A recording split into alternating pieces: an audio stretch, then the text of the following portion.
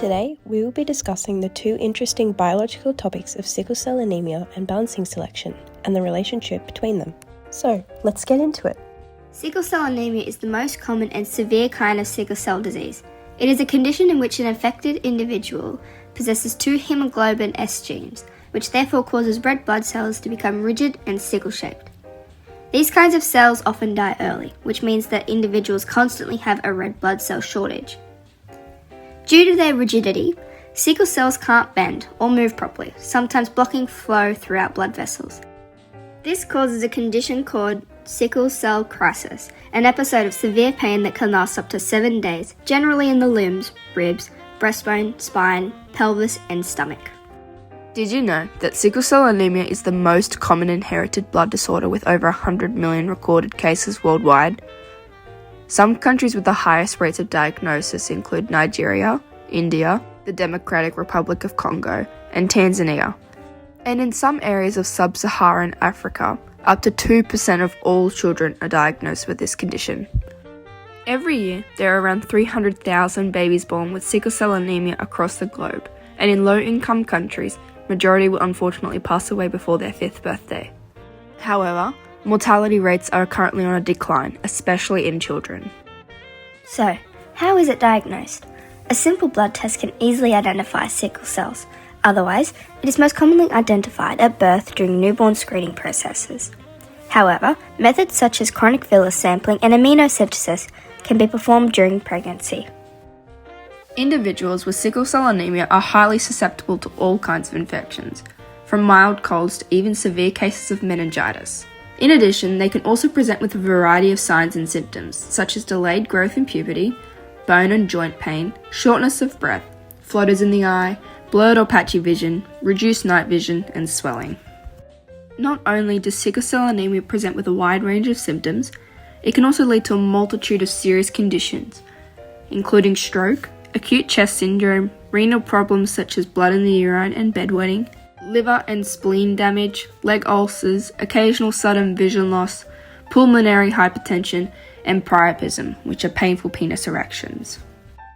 There are many treatments available to combat these issues. Voxelotor is taken orally and prevents the sickling of red blood cells.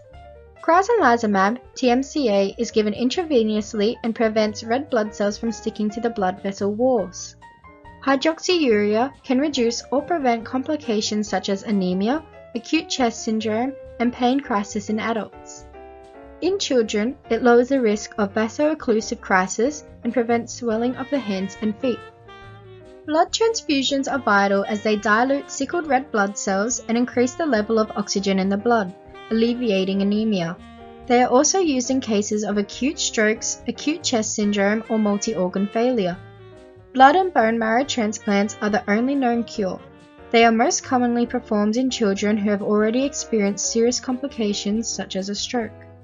Sickle cell disease is a monogenic autosomal recessive disorder that results from the substitution of valine for glutamic acid in the beta-globin chain due to a mutation on the HBB gene. This produces hemoglobin S.